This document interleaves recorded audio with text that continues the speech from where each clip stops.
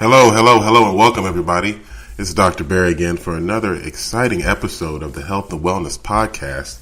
We're broadcasting live today on Afro Vibes Radio, being broadcast all over the world on the internets and interwebs. You can always go to afrovibesradio.com to stream the show.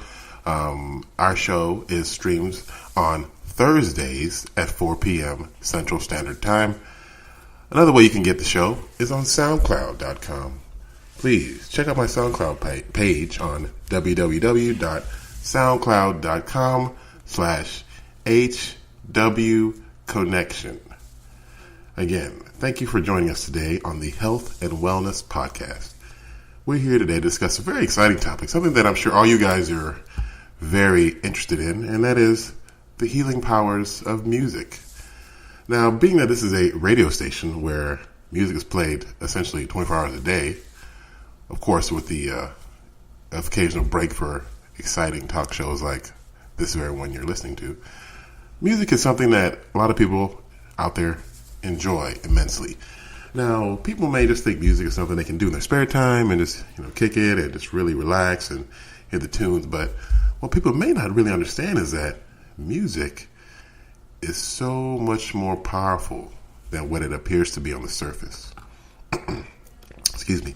Music is one of those things that not only pleases the senses, it can actually affect biological change. And when I say that, I mean that music can have an effect on your chemistry, especially within the brain and parts of your body that can actually cause physical differences. And this is something that scientists have been noticing over the past few years, and they've actually done quite a few studies on how music can affect your mental state. One of the biggest things that music has been known to help address is things like depression, anxiety, and chronic pain. As odd as that sounds, on surface, it actually makes a lot of sense. Music is actually believed to stimulate the brain into releasing various neurotransmitters, those that affect mood as well as overall mental activity. Also, in addition to the music itself, as far as the beat and the rhythm, the words that are also interpolated on these songs can also be very effective and very, very profoundly affect the function of the body and everything else. People have known that slogans are some of the most effective ways to actually give out a message. Simple lyrics like "We shall overcome" that are kind of placed on some sort of very smooth backdrop can be a very effective way of transmitting a message to millions of people over the world and to keep it retained. This is why advertisers make so much money, because they actually are very adept at creating slingles and jargons that can stick in people's memory just because of the way they're written and the way they're presented. Now, as far as music itself, now what does it mean exactly? Music it really depends on the actual user or the actual listener. Music is something that's very individualized, and so a lot of people who listen to music usually have a certain type of music that they actually enjoy. And why that's important, because when you do something that's pleasing, the body has a way of responding and allowing you to feel, more happier or jubilant effect from that.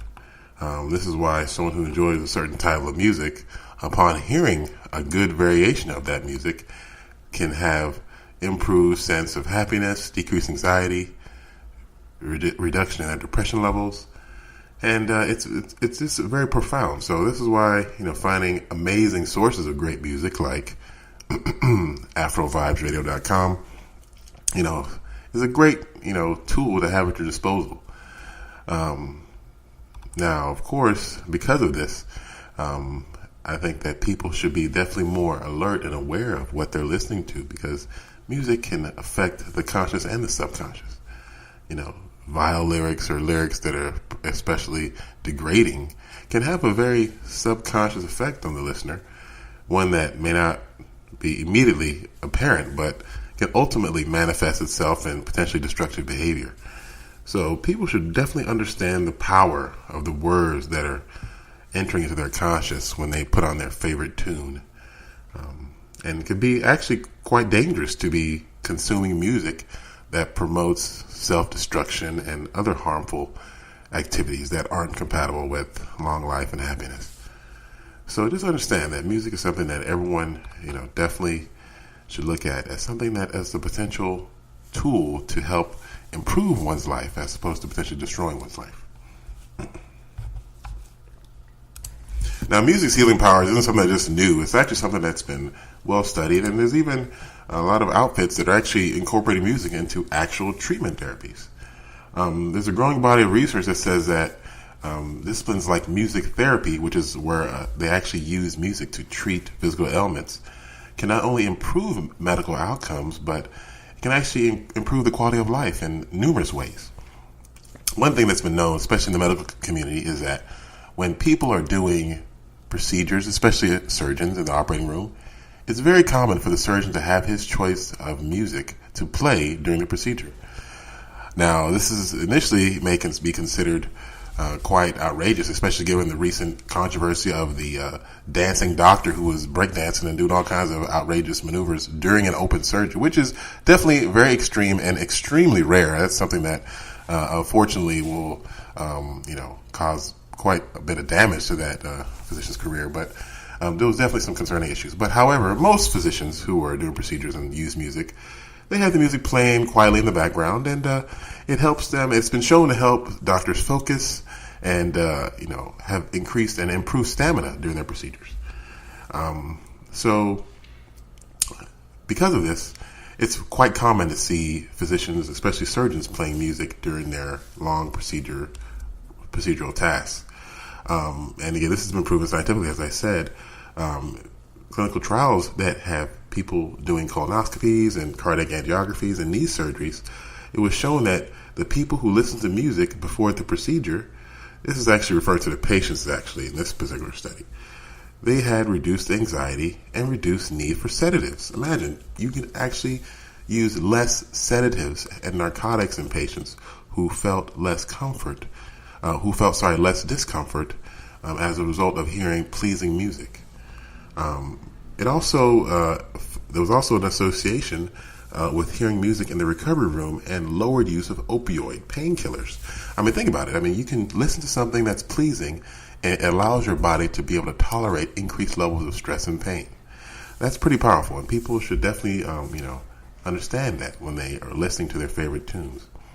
Music therapy has also been used successfully in treating patients with stroke injuries and helping them recover faster, as well as those who are injured as a result of other chronic illnesses like dementia or other potential neurological conditions that makes it difficult for their brain to function properly.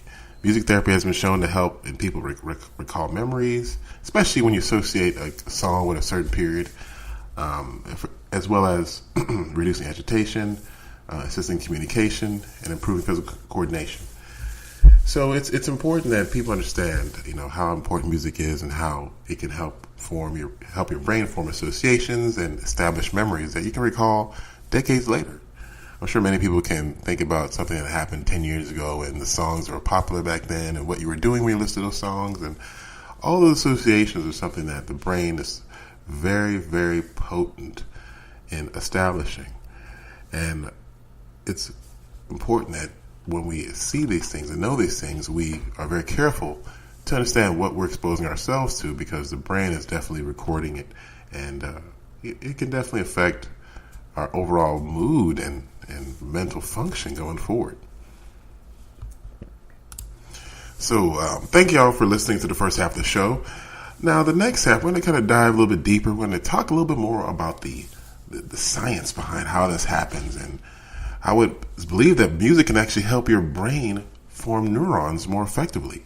This can potentially make you sharper and definitely help you recover faster from brain injury. So next time you join us, we'll have more detail regarding some of these amazing effects of music and how its real world effects on our body can improve us for the better. Stay tuned. Hello, hello, hello, and welcome back to the Health and Wellness Podcast, broadcasting live on AfroVibesRadio.com and also available on SoundCloud.com/HW Connection. Period. No period, actually. It's a web browser address. Anyway, so back again to this amazing show. We're actually talking about something pretty cool, and hopefully you guys are, we'll do some more research after this and figure out how this can potentially improve your life for the better. And that is the power of music. Now, people just simply think listen to some, like a favorite song or tune is just a basic task that, once you're done with a song, you move on, no big deal, yada, yada. But the reality is, music has a very powerful effect on our body and especially our brains. It's been shown that music is one of those tools that if you develop a skill to improve your musical ability, it's almost the same way as a bodybuilder who lifts weights to improve the functionality and size of their muscles.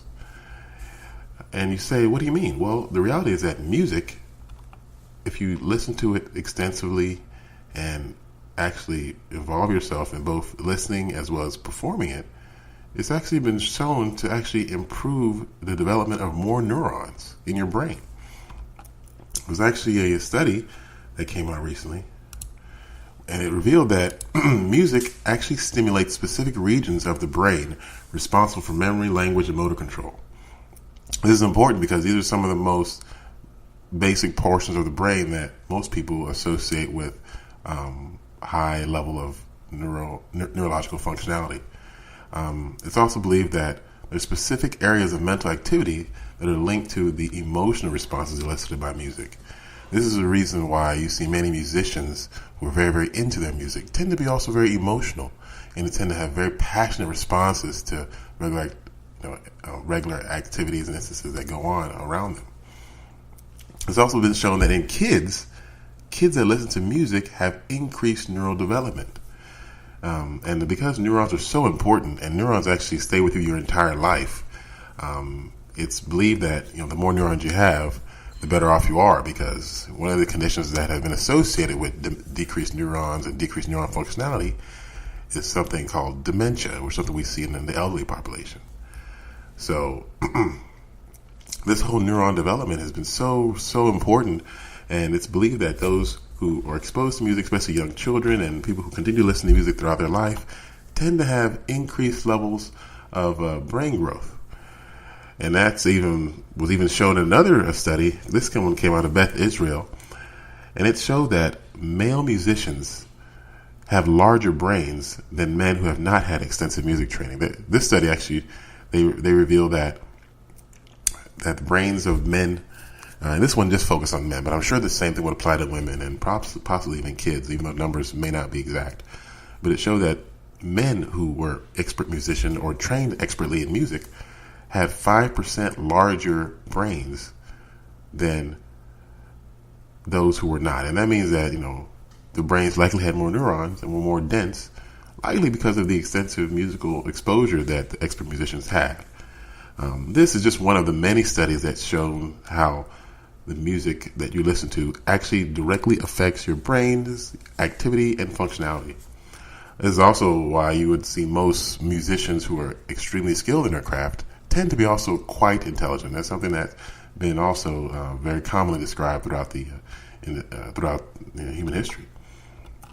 And we know this because, many amazing examples of musicians who are also considered geniuses, Stevie Wonder, all the greats, have usually been associated with this issue. Now we talked briefly earlier about how music and memory can be heavily associated, and this is also how music so directly affects brain functionality. As we create memories, music is one of those integral portions of our environment that the brain uses to solidify those memories in our permanent memories. And this association is so powerful that dementia patients who lose their ability to create new memories still are able to create memories associations when associated with music. And that's something that has been experienced and seen by specialists who study advanced neurological conditions like dementia and Alzheimer's and so forth. So it's important that we understand that music, is such a powerful tool because it actually creates powerful associations with ourselves and our brains and our memories that we may have for the rest of our lives. And as we know, neurons, which is the main cell of the brain, those are created and developed early in our life, and they kind of stick with us forever. They don't really regenerate like other cells do throughout the body.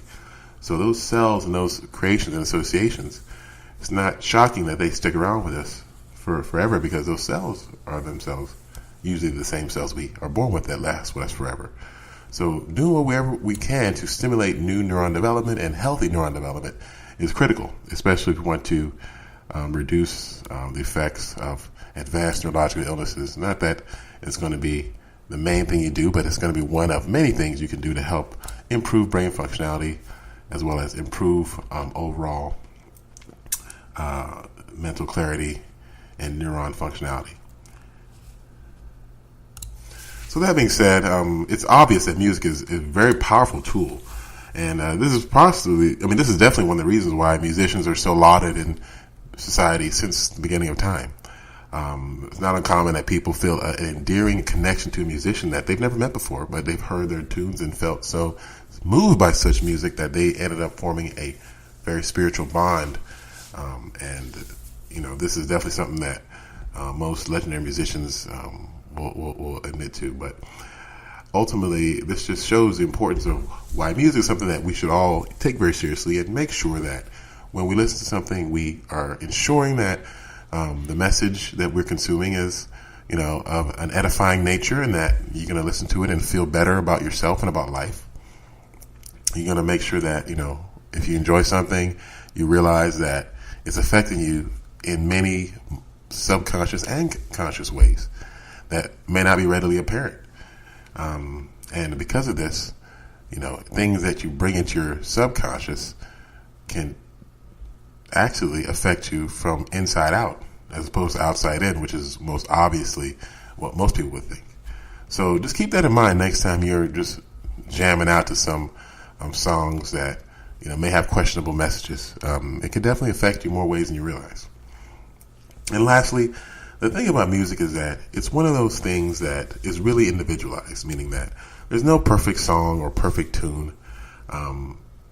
Music is one of those things that's chosen based on your experiences, your cultural influences, those you admire, potentially, role models you listen to or role models you associate with who expose you to certain artists. So it's something that you really have to figure out for yourself. My only recommendation is when you choose something, make sure it's something that's, edifying and builds you up, whether it be some trap music, which I'm a big fan of, full disclosure. And that's definitely some potential harmful issues there. But there's some good music out there as well that isn't as potentially destructive, but still has very great rhythms and amazing tunes and, without all the harmful messages. But Afrobeats is also an excellent tune as well. A lot of amazing artists that I'm sure many of you all enjoy listening to here on AfroVibesRadio.com. So definitely keep that in mind when you're listening to your favorite songs, and try to do something that will uplift your consciousness. And that being said, if you do get tired of listening to music, you can always meditate. Thanks a lot for joining us today on the Health and Wellness Podcast. Please, if you'd like to contact us or have any questions regarding the show's topics today or anything you might have heard on the show that you wanted further details on, hit me up on Instagram. Follow me at Dr. Barry MD. That's at DRBARRYMD. Also, I have a Facebook page. Check us out on www.facebook.com/nextlevelweightloss. And lastly, my blog. Please, if you have any issues or questions, check out my blog. A lot of cool articles on there. Great articles on weight loss, wellness, how to stay healthy, how to get fine for the summer, yada yada yada. Check me out at www.controlyourw8.com. Again, www.controlyourw8.com. Control, ControlWyourW8.com. Again, thank you for joining us tonight, or today I should say, on the Health and Wellness Podcast. Check us out next week for another exciting show. Goodbye.